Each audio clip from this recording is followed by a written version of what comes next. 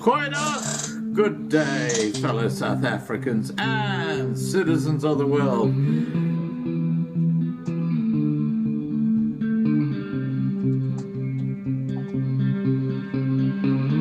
I've been looking around for salvation. I've been looking around for the truth. All around me I see frustration, and I looked all over till I found you. I sit and listen to your stories,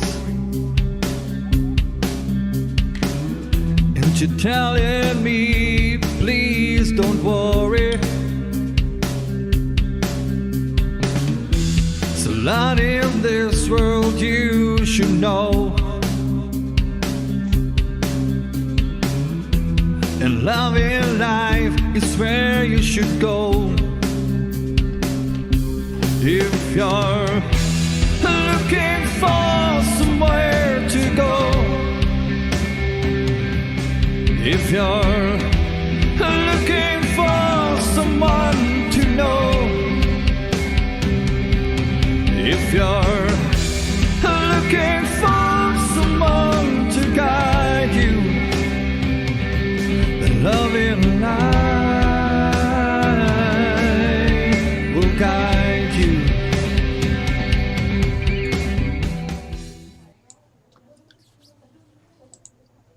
Goeiedag, good day, fellow South Africans and citizens of the world. And for all my American viewers, this is a South African mainly channel, and please do subscribe and become part of the informed people that know what's actually going on in South Africa. Now I'm just turning down that feedback that's coming through from the mic at the office of the President-elect's press podium.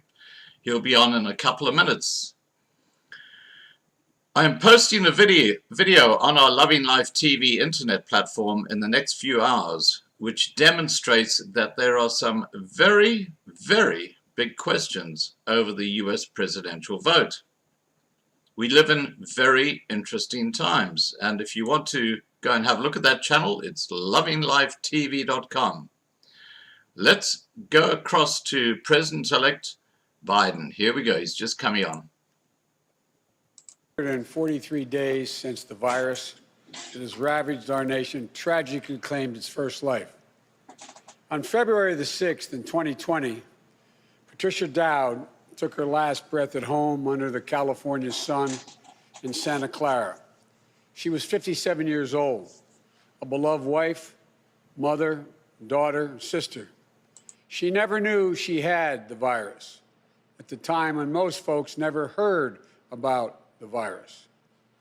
But just like that, she was gone. And almost exactly 1 year later, nearly 400,000 of our fellow Americans have met the same cruel fate. Countless families and friends left behind with unrelenting grief and guilt, anger and frustration. And the emptiness felt by the loss of life is compounded by the loss of our way of life. During this pandemic, millions of Americans, through no fault of their own, have lost the dignity and respect that comes with a job and a paycheck. Millions of Americans never thought they'd be out of work. Many of them never even envisioned the idea, are facing eviction, waiting for hours in their cars to feed their families as they drive up to a food bank. Millions have kept their jobs but have seen their hours and paychecks reduced, barely hanging on as well. That's happening today in the United States of America. Just as in the midst of the dark winter of this pandemic, as cases, hospitalizations, and deaths spike at record levels, there is real pain overwhelming the real economy. One where people rely on paychecks, not their investments, to pay for their bills and their meals and their children's needs. You won't see this pain if your scorecard is how things are going on Wall Street. But you will see it very clearly if you examine what the twin crises of a pandemic and this sinking economy have laid bare. The growing divide between those few people at the very top who are doing quite well in this economy and the rest of America. Just since this pandemic began, the wealth of the top 1% of the nation has grown roughly $1.5 trillion since the end of last year, 4 times the amount for the entire bottom 50% of American wage earners. Some 18 million Americans are still relying on unemployment insurance. Some 400,000 small businesses have permanently closed their doors. And it's not hard to see that we're in the middle of the once-in-several-generations economic crisis with a once-in-several-generations public health crisis. The crisis of deep human suffering is in plain sight, and there's no time to waste. We have to act, and we have to act now. This is what economists are telling us. More importantly, it's what the values we hold dear in our hearts as Americans are telling us. A growing chorus of top economists agree that the moment of crisis, in this moment of crisis, with interest rates at historic lows, we cannot afford inaction. It's not just that smart fiscal investments, including deficit spending, are more urgent than ever. It's that the return on these investments in jobs, racial equity, will prevent long-term economic damage, and the benefits will far surpass the cost. A growing number of top economists has shown even our debt situation will be more stable, not less stable, if we seize this moment with vision and purpose. And so tonight, I'd like to talk to you about our way forward, a 2-step plan of rescue and recovery. A 2-step plan to build a bridge to the other side of the crisis we face to a better, stronger, more secure America. Tonight, I'll lay out my first step, the American Rescue Plan, that will tackle the pandemic and get direct financial assistance and relief to Americans who need it the most. Next month, in my first appearance before a joint session of Congress, I will lay out my Build Back Better recovery plan. It'll make historic investments in infrastructure, that Build Back Better plan. Infrastructure, manufacturing, innovation, research and development, and clean energy. Investments in a caregiving economy and in skills and training needed by our workers to be able to compete and win in the global economy of the coming years. Moody's, an independent Wall Street firm, said my approach will create more than 18 million good-paying jobs.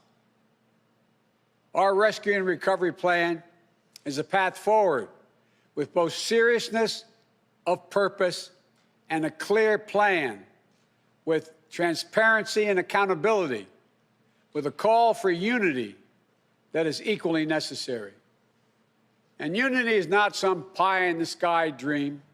It's a practical step to getting the things we have to get done as a country get done together. As I said when it passed in December, the bipartisan COVID-19 relief package was a very important first step. And I'm grateful for the Democrats, Republicans, and independent members of Congress who came together to get it done. But I said at the time, it's just a down payment.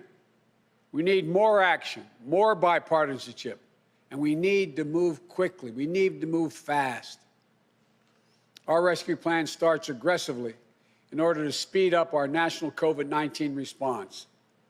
The vaccines offer so much hope, and we're grateful to the scientists and researchers and everyone who participated in the clinical trials. We're also grateful for the rigorous review and testing that has led to millions of people around the world already being vaccinated safely. But the vaccine rollout in the United States has been a dismal failure thus far.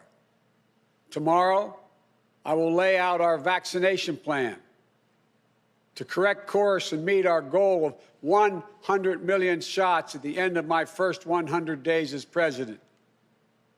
This will be one of the most challenging operational efforts we have ever undertaken as a nation.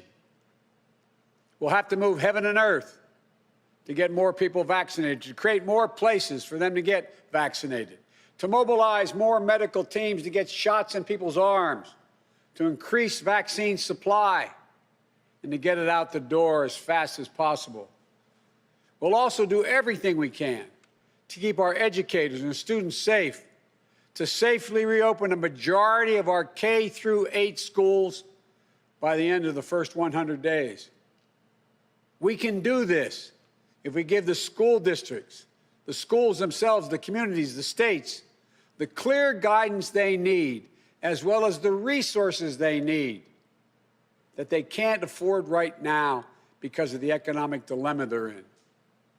That means more testing and transportation, additional cleaning and sanitizing services in those schools, protective equipment and ventilation systems in those schools.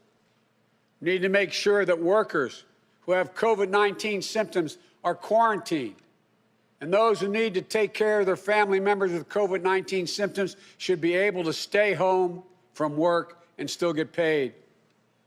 This will reduce the spread of the virus and make sure workers get the support they need to maintain their families. But we need about $400 billion in funding from Congress to make all of what I just said happen. It's a great deal, but I'm convinced we are ready to get this done. The very health of our nation is at stake. Our rescue plan also includes immediate relief to Americans hardest hit and most in need. We will finish the job of getting a total of $2,000 in cash relief to people who need it the most. The $600 already appropriated is simply not enough. You just have to choose between paying rent and putting food on the table. Even for those who've kept their jobs, these checks are really important. You see, if you're an American worker making $40,000 a year with less than $400 in savings, maybe you've lost hours, or maybe you're doing fewer shifts, driving a truck or caring for the kids or the elderly. You're out there putting your life on the line to work during this pandemic and worried every week that you get sick, lose your job, or worse. $2,000 is going to go a long way to ease that pain. We'll also provide more peace of mind for struggling families by extending unemployment insurance beyond the end of March for millions of workers. That means that 18 million Americans currently relying on unemployment benefits while they look for work can count on these checks continuing to be there. Plus, there will be a $400 per week supplement so people can make ends meet. This gets money quickly into the pockets of millions of Americans who will spend it immediately on food and rent and other basic needs. As the economists tell us, that helps the whole economy grow. We'll also tackle the growing hunger crisis in America.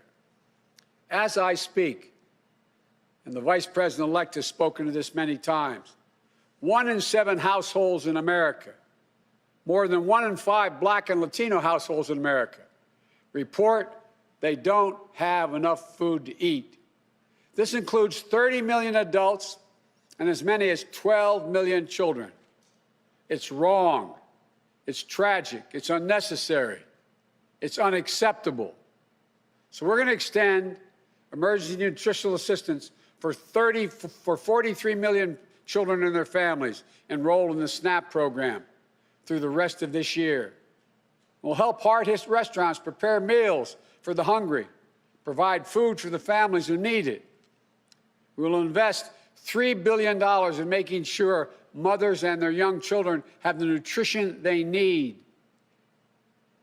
This will not only meet our moral obligation we have to one another, but it will also spur our economic growth, get restaurants and workers back on the job. And as we work to keep people from going hungry, we'll also work to keep a roof over their heads, to stem the growing housing crisis and evictions that are looming. Approximately 14 million Americans are falling behind on rent, many at risk of eviction. If we don't act now, there'll be a wave of evictions and foreclosures in the coming months as the pandemic rages on. This would overwhelm emergency shelters, increase COVID-19 infections as people have nowhere to go and can't socially distance. Next week, we'll take action to extend nationwide restrictions on evictions and foreclosures. This will provide more than 25 million Americans greater stability instead of living on the edge every single month. And I'm asking Congress to do its part by funding rental assistance for 14 million hard-hit families and tenants. It will also be a bridge to economic recovery for countless mom-and-pop landlords. These crises are straining the budgets of states and cities and tribal communities that are forced to consider layoff and service restrictions of the most needed workers. It means that people putting their lives at risk are the very people now at risk of losing their jobs. Police officers, firefighters, all first responders, nurses, educators. You know, over the last year alone, over 600,000 educators have lost their jobs in our cities and towns. Our rescue plan will provide emergency funding to keep these essential workers on the job and maintain essential services. It will ensure that vaccines are administered and schools can reopen. Vice President-elect Harris and I have been speaking with county officials, mayors, governors of both parties on a regular basis. We're ready to work with them to help them get the relief they need. Our rescue plan will also help small businesses that are the engines of our economic growth, our economy as a whole, the glue that holds communities together as well. But they're hurting badly. And you realize they account for nearly half of the entire total U.S. workforce. Our rescue plan will provide flexible grants to help those hardest hit small businesses survive the pandemic, and the low-cost capital that will help entrepreneurs of all backgrounds create and maintain jobs, plus provide the essential goods and services that communities depend upon. Last week, I laid out how we'll make sure that our emergency small business relief is distributed swiftly and equitably, unlike the first time around. We're going to focus on small businesses on Main Street. We'll focus on minority-owned small businesses, women-owned small businesses, and finally having equal access to the resources they need to reopen and to rebuild. And we will be responsible with taxpayers' dollars, ensuring accountability that reduces waste and fraud and abuse like we did in the Recovery Act that I administered in our administration. Direct cash payments, extended unemployment insurance, rent relief, food assistance, keeping essential frontline workers on the job, aid to small businesses. These are the key elements to the American Rescue Plan that would lift 12 million Americans out of poverty and cut child poverty in half. That's 5 million children lifted out of poverty if we move. Our plan will reduce poverty in the Black community by 1/3, reduce poverty in the Hispanic community by almost 40%. And it includes much more, like an increase in the minimum wage to at least $15 an hour. People tell me that's going to be hard to pass. Florida just passed it. As divided as that state is, they just passed it. The rest of the country is ready to move as well. It should be a national minimum wage of $15 an hour. No one working 40 hours a week should live below the poverty line. That's what it means. If you work for less than $15 an hour and work 40 hours a week, you're living in poverty. It includes access to affordable child care that will enable parents, particularly women, to get back to work.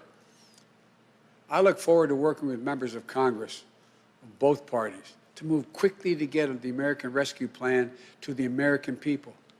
And then we can move with equal urgency and bipartisanship to my Build Back Better recovery plan that I will call for next month to generate even more economic growth. American manufacturing was the arsenal of democracy in World War II. It will be so again. Imagine a future made in America, all made in America, and all by Americans. We'll use taxpayers' dollars to rebuild America. We'll buy American products, supporting millions of American manufacturing jobs, enhancing our competitive strength in an increasingly competitive world.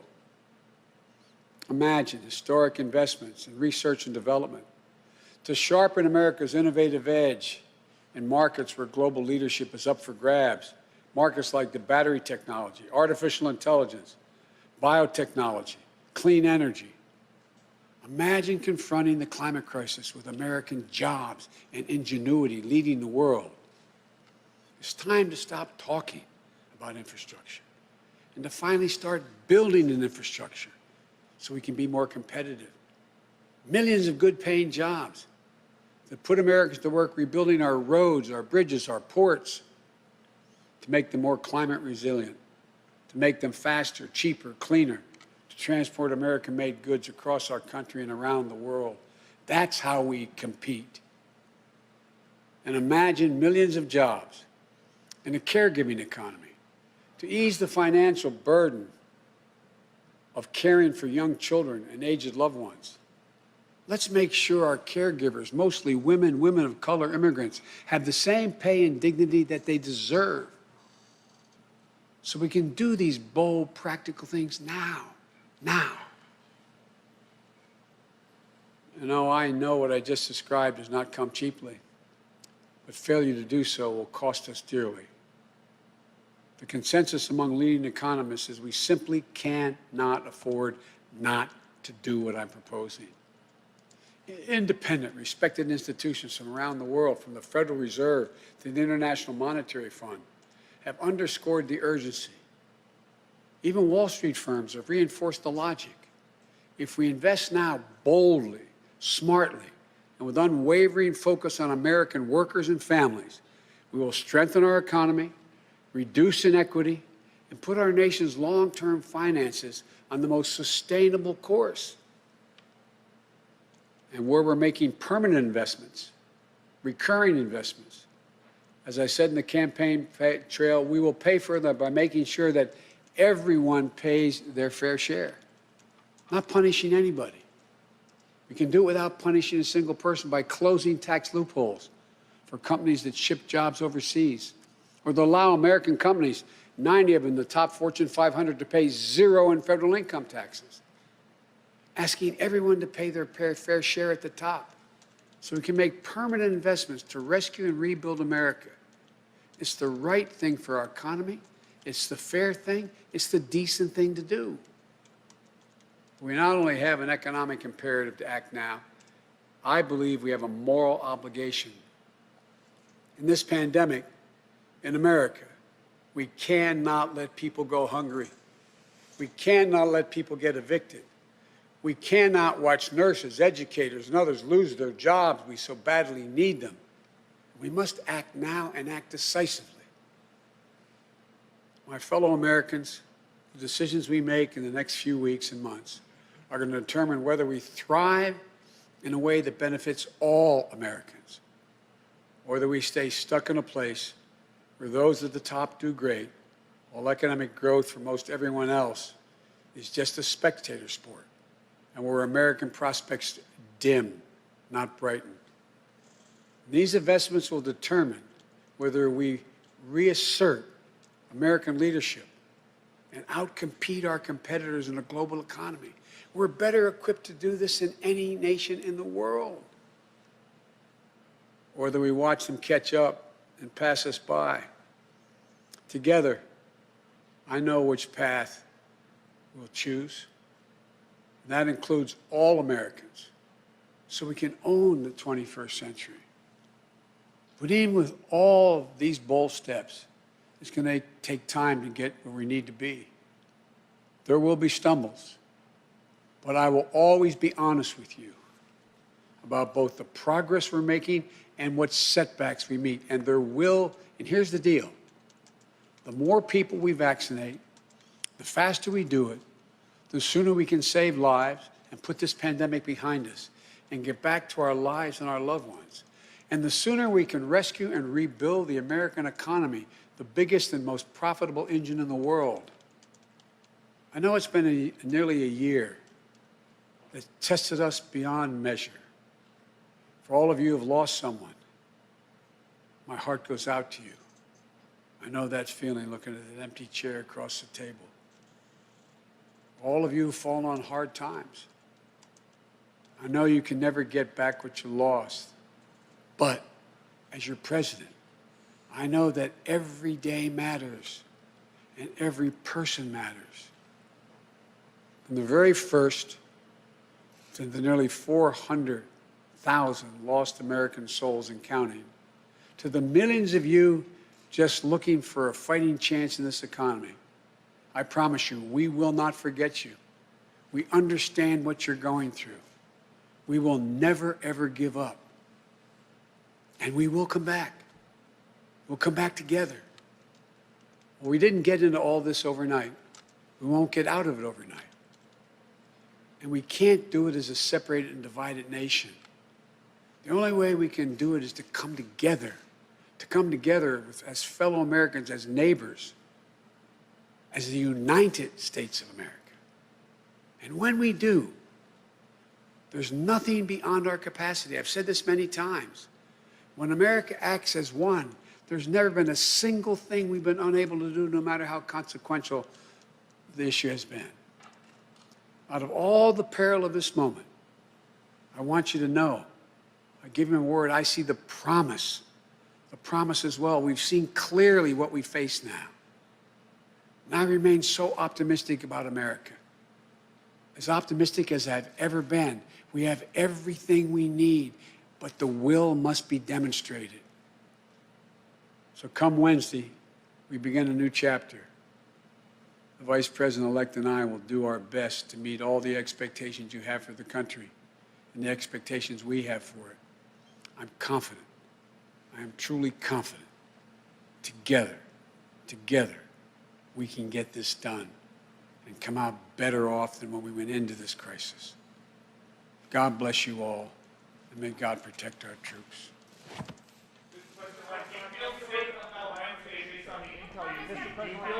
Have you heard from the parliamentarian about bifurcation, sir? Will bifurcation work with this agenda and impeachment? Come on, guys, travelers, leave alone. Travelers.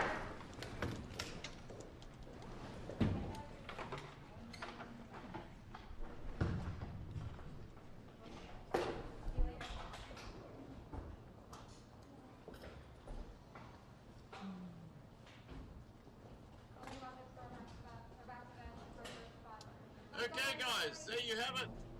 Joe Biden in his first major press release in a long, long time. And as soon as the media start asking questions, he's out of there.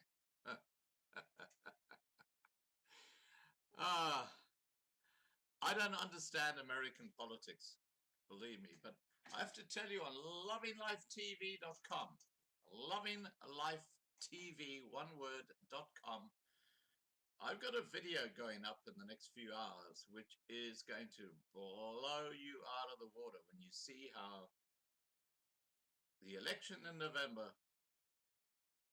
was stolen. And all the evidence is there in the video. Sorry, guys. Okay, I'm back. Now you can hear me. Now, let me just tell you something. That's the first major speech by Joe Biden this month. And as soon as the media want to ask him a question, he bolts for the door. And with good reason. Let me tell you, I'm putting up a video in the next 24 hours on lovinglifetv.com. That's a Loving Life TV, one word, as in television, TV.com, and it will blow your mind. You will see how this so-called election was stolen. The evidence is there. There's no question about it. And of course, the mainstream media, which are the fake news, which are bought by, yeah, you got it, they're bought by the people controlling things. They're all party to it. And we're supposed to suck up the crap that they send us. This is all BS. Anyway, look, I'm going to say no more. Go and check out lovinglifetv.com. That's a platform we are actually transitioning to. And we got many thousands of people already subscribing. It's only been up for a few weeks. It's still under development. But there are some videos on there that you will not be able to see on big tech platforms like YouTube, because they will just pull them down because they don't fit their narrative. Starting to sound like, guess what? CNN, CNBC, MSNBC, the BBC, the mainstream media, they're all in the same boat. All right, guys, I'm going to shut down this live stream now. I just wanted to put this on the record because it's Biden's first major press conference, which was obviously a one-sided affair, but it is what it is. Chat to you soon.